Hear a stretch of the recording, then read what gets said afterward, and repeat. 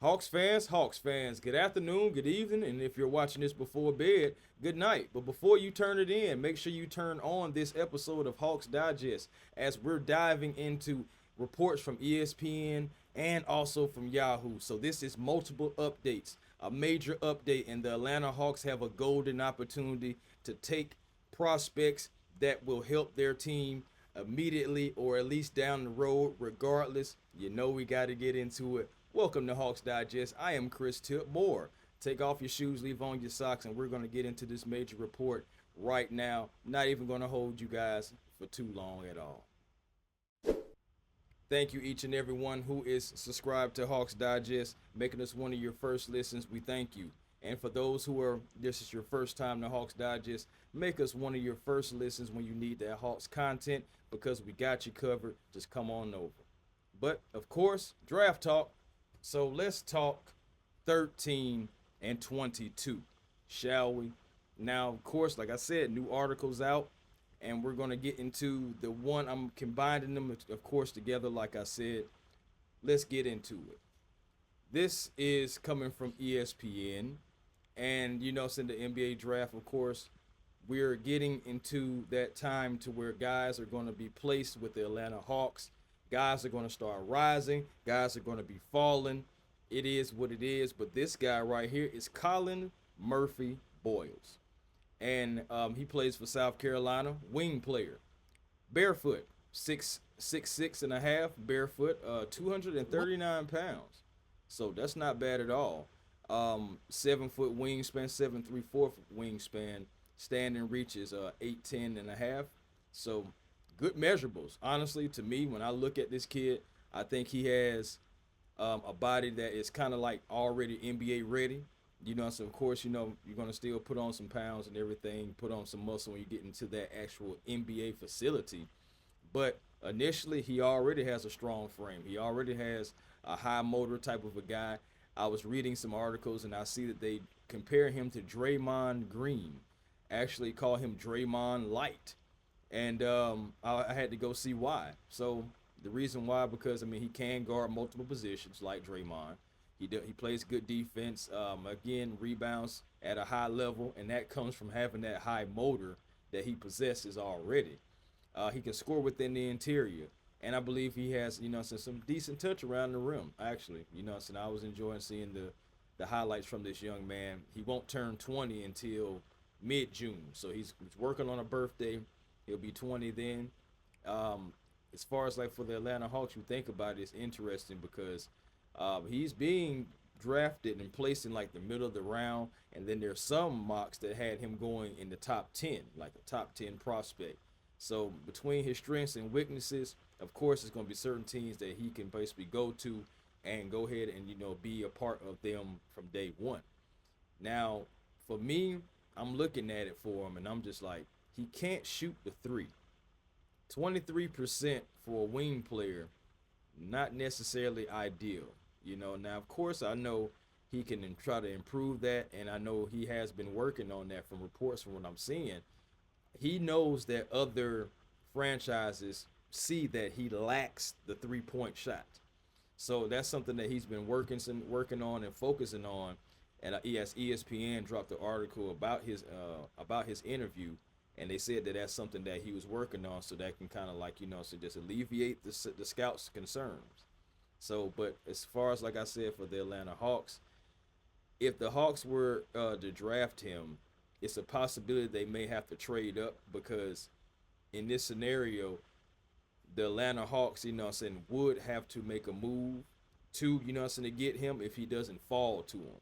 Now, if he falls to the Atlanta Hawks, you have an option that you can do, but I wouldn't necessarily trade up for it. Necessarily any wing or guard in this draft, I don't believe. And honestly, it's so many options. I don't believe the Atlanta Hawks have to trade up at all. I think they can stay right at 13 and right at 22 unless it's just a player they absolutely fall in love with that is absolutely not going to fall out of the top 10, and then they can go after that player. But I don't think the Atlanta Hawks have to do that. You know, now, as far as Murphy Boyles, do I, you know what I'm saying, do I like the kid? I mean, he averaged 16 points, almost 17 points 8 rebounds, 1 block, and 1 steal. Honestly, you think about it, he has upside, and he's up and coming, just like the Atlanta Hawks. We're just trying to figure out things and how to win.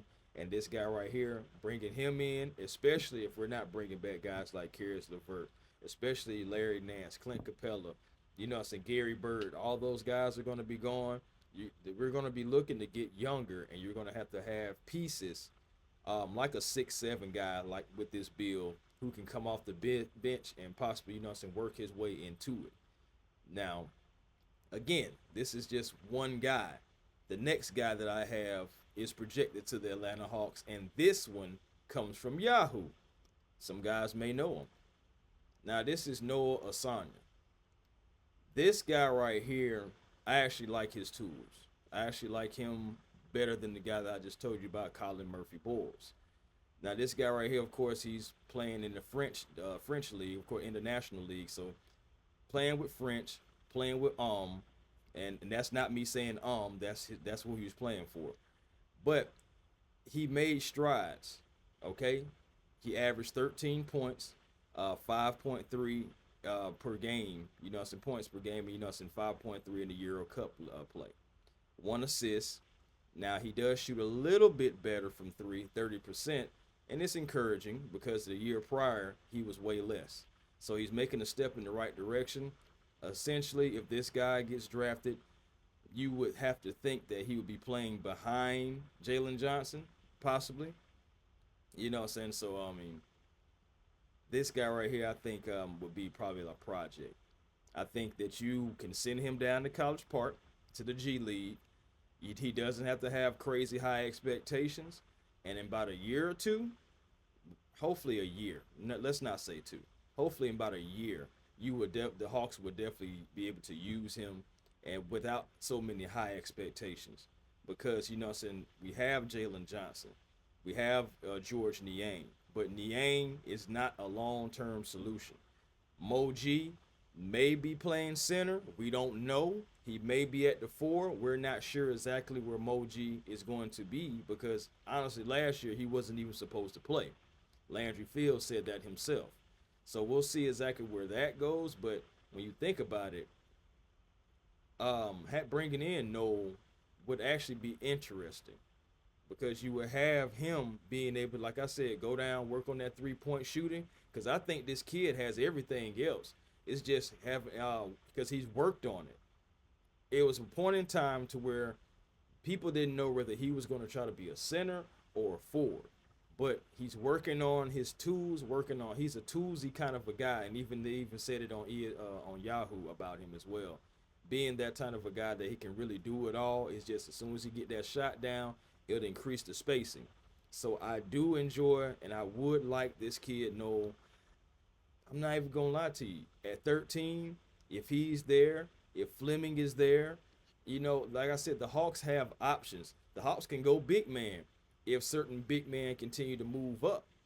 And a certain big man that I'm talking about, that even though in ESPN mocked him to the Atlanta Hawks at 22, there's a possibility that he may continue to rise up draft boards, and you just may have to go with that 13th pick with this young man. Hassan Yang. Yang in his thing. And I ain't gonna lie to you, I'm a big fan of Hassan Yang. He's really grown on me within a month's time. Hassan Yang came in already as a second-round draft pick initially, but he's 7'1" without shoes on, 253, so he's big, by every NBA standard.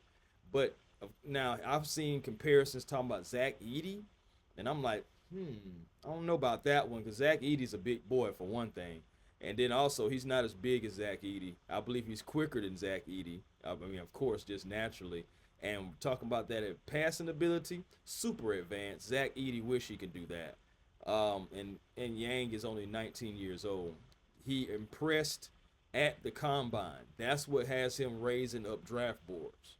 If he didn't impress at the combine, first scrimmage game, 11, 6, 6, and 1. 11 points, 6 rebounds, 6 assists, 1 block.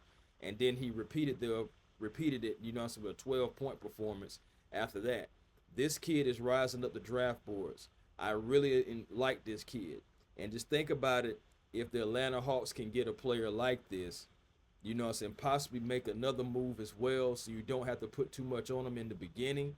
But I'm telling you, a guy like Yang, I said it before, 2027, he could be your starting center for the team. Now, I don't know what's going to happen with other guys who are starting right now. I don't know what else. But if you take this guy, he has the upside being so young that he can possibly come in, get a few tools down, and be that guy. He's only 19. He turns 20 in June, though. So he has a birthday coming up as well. But I am very high on Yang if we can possibly get him. Again, you don't have to put a lot of expectations on him. He doesn't really, you know what I'm saying, speak a lot of English yet, but that will improve. Think about something else that will improve as well. We already have Zaccharie Risacher. So we already have the French community, you know what I'm saying, let's go Hawks. Then you get Yang, you'll have the Chinese community saying, let's go Hawks. So we're getting more culture and everything down here, multicultural, having different type of fans loving the Atlanta Hawks. And of course, that's going to bring down here too for those who care about that. So it's just a lot of different things that can happen in a good way if you go get Yang. I'm on the Yang train. I just feel like a lot of Hawks members are on the Yang train, but ultimately, let's just keep it real, guys. We just want the best players for our Atlanta Hawks, and this is a golden opportunity for us. We possibly can go get a wing player, or two centers, or a guard and a wing player. The Hawks basically have so many different options they can go with this. And that's the beautiful part about it. We'll see what happens. Of course, like I said, I've given trade scenarios like the previous one that I just gave about Daniel Gafford. You go get Daniel Gafford, you can still go get Yang, you can still go get Noah, you can still go get Fleming, you can go get any one of these guys that I just said in this video if you want to. For those who still love Derek Quin, I mean, it's a possibility, you know, so you can still go get him. I love this type of season right here because the possibilities are endless, especially when you have multiple picks like the Atlanta Hawks were privileged to do. So 13 and 22 is going to be very critical for the Atlanta Hawks, but we got options, and I'm hoping that Hassan Yang is one of them. We'll see what happens with Noel. I do like Noel. Honestly, yesterday was my first time really checking him out. Again, I'm trying my best to stay true to the game on 7-footers and centers, guys who can come in and, you know what I'm saying, either go through the development league of College Park and come up and help us, or come in and step in right immediately, you know, regardless, you know. So, guys, this is an exciting time. But until next time, peace and blessings to you all. And to you all, I'll holler.